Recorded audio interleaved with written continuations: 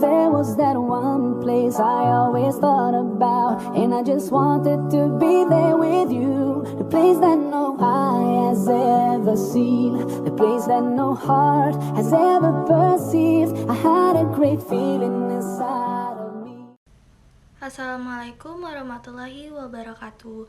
Perkenalkan, nama saya Bunga Radatul Jannah dari kelas 1A reguler dengan NIM 241186206051. Tujuan saya membuat video ini untuk memenuhi ujian tengah semester dari mata kuliah agama dengan dosen pengampu Bapak Dr. Abdoluddin, SPDI, MPDI. Baiklah, saya akan menjawab pertanyaan pertama. 1. Jelaskan tujuan penciptaan manusia serta berikan dalil Al-Qur'annya. Menurut Al-Qur'an, manusia diciptakan yaitu untuk beribadah kepada Allah. Beribadah kepada Allah seperti sholat, puasa, zakat, dan haji bagi yang mampu. Sebagaimana yang dijelaskan dalam surat Al-Baqarah ayat 21 yang berbunyi, "Hai manusia, sembahlah Tuhanmu yang menciptakanmu dan menciptakan orang sebelum kamu, agar kamu bertawakal atau menjaga diri dari siksanya." Tujuan lainnya untuk menjadi khalifah di bumi dan mengamalkan amanah dari Allah dan menyadari kekuasaan yang dipunyai oleh Allah Subhanahu wa Ta'ala. Mana proses penciptaan manusia? Nabi Adam dan Bani Adam. Yang pertama adalah Nabi Adam. Nabi Adam diciptakan oleh Allah dari tanah yang kemudian dibentuk menjadi tubuh manusia. Tanah yang digunakan diambil dari seluruh tempat. Setelah itu Allah meniupkan ruh kepada Nabi Adam. Setelah ruh meresap ke dalam tubuh, Nabi diciptakan dengan tinggi 60 hasta atau sekitar 30 meter. Allah memuliakan Nabi Adam dengan pengetahuan tentang semesta alam. Yang kedua ada Bani Adam, tercipta dari Nabi Muhammad dan Hawa. Dari pasangan ini, manusia mulai berkembang biak dan menjadi keturunan Bani Adam. Hawa diciptakan dari tubuh Adam.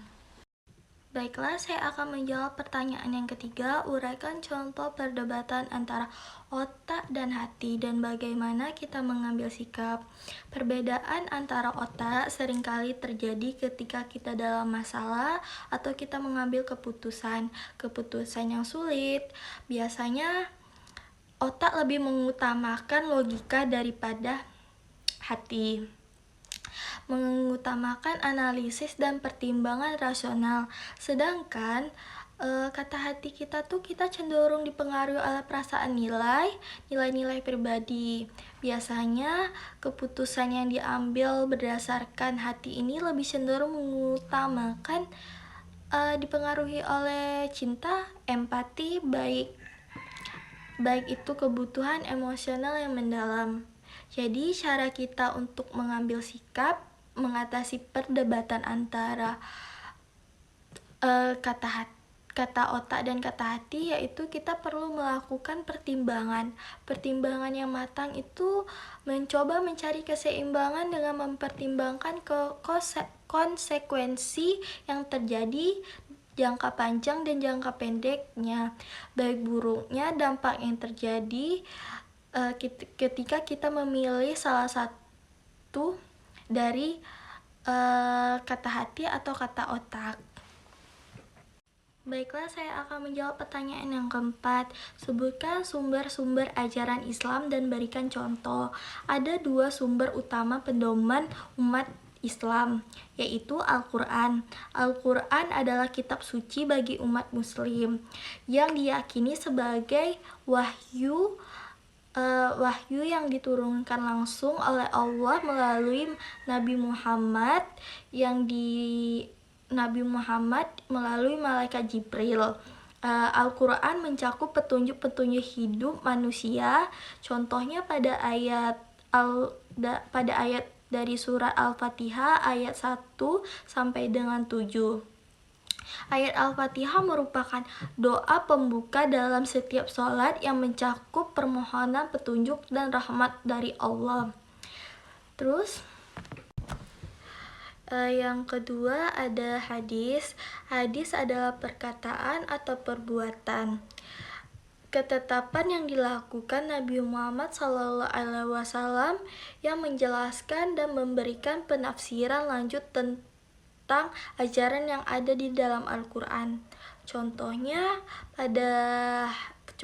pada hadis Sahih Bukhari yang berbunyi, sesungguhnya amal itu tergantung pada niatnya dan setiap orang akan mendapatkan sesuatu dengan apa yang diniatkannya. Selain itu ada sumber-sumber ajaran Islam lainnya seperti ada ijma. Ijma adalah kesepakatan para ulama dan kias penalaran analogi. Pertanyaan yang kelima adalah uraikan bagaimana Anda memahami lapas 2 kalimat syahadat. Lapas 2 kalimat syahadat adalah ungkapan dasar dari umat Islam, yaitu menjadi inti kalimat seorang muslim yang berbunyi asyhadu alla ilaha illallah.